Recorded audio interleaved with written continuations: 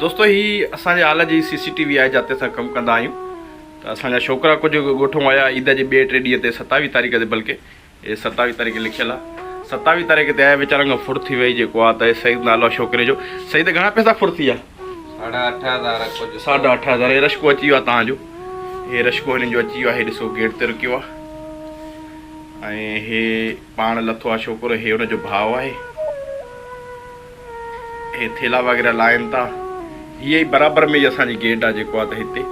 हिन ग़रीबनि खां फुर थी वई आहे 8,500 रुपया मोबाइल बि फुर थी वियो अथव मोबाइल बि नई मोबाइल हुई उहा बि फुर थी वई आहे हिननि जेको आहे त किरायो ॾिनो रशके वारे खे किरायो ॾिनो हाणे रशके वारो वापसि वियो हे बीठा आहिनि हे वरी हिते ॾींदा गेट ते साम्हूं हितड़े छोकिरे खे फ़ोन थो हणे त दर खोले हे दर ॾींहुं आयो पर सभु सुम्हिया पिया हूंदा सुबुह जो टाइम आहे वरी हिनखे को फ़ोन न खणंदो हूंदुसि डाकू अची विया आहिनि ॾिसो हे जेको आहे त हे ॾिस 3 ॼणा 3 माण्हू मोबाइल ओहो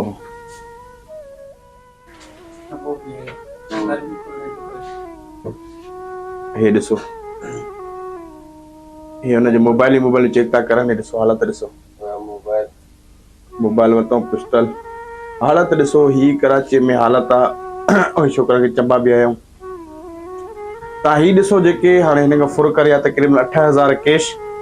ऐं जेको आहे त हिकिड़ी मोबाइल टच मोबाइल जेको आहे त तक़रीबन 10-15,000 जी हूंदी उहा बि हिकिड़ी हिन छोकिरे सियाणप करे हुन में कई त ॾिसो इहा हिकिड़ी ॻाल्हि आहे माण्हू चवंदा आहिनि त सिंधी चोर आहिनि सिंधी ईअं आहिनि सिंधी हूअं आहिनि तव्हां ॾिसो पाण था त हे वीचारा ॻोठूं आया ऐं अचण सां ई हिननि जा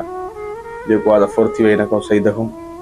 हाणे हिनजे भाॻ हाणे दर त तेज़ था खड़काइनि जंहिं महिल यादि ई न हाणे चलो हे आइंदा लाइ सबक़ आहे तव्हांखे त ॿीहर छा शइ खणी अचणी आहे छा न खणी अचणी आहे त ॾाढो अफ़सोस थियो यानी की 15 ऐं 28 मज़दूर माण्हू वटि छा हूंदो ऐं कहिड़ी शइ हूंदी तव्हां पाण अंदाज़ो हणी सघो था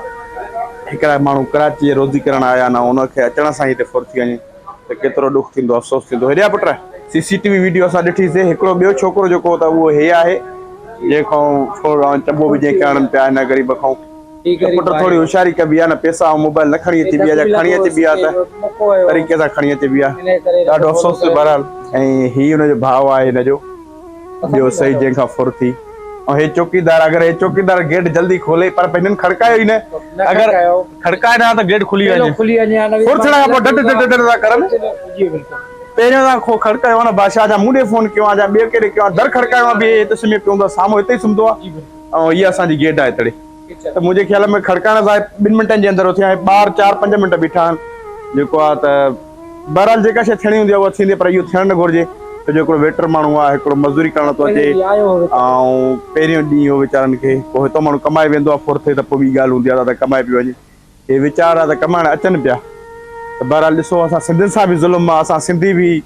तकलीफ़नि में आहियूं हिते ईअं न आहे त जेको आहे त माण्हू चवंदा आहिनि त यार सिंधी आहिनि हितां जा जेके राही चवंदा आहिनि त सिंधी था करनि हीअं था करनि त बहरहाल तव्हां ॾिठो त असां सिंधी बि महफ़ूज़ न आहियूं हिते कराचीअ में त अलाह ख़ैरु कंदो पंहिंजो ख़्यालु रखिजो इंशाल्लाह नए व्लॉग सां गॾु ऐं नई वीडियो सां गॾु तव्हां सां मिलंदासीं पंहिंजो घणो सारो ख़्यालु रखिजो अल्लाह हाफ़िज़।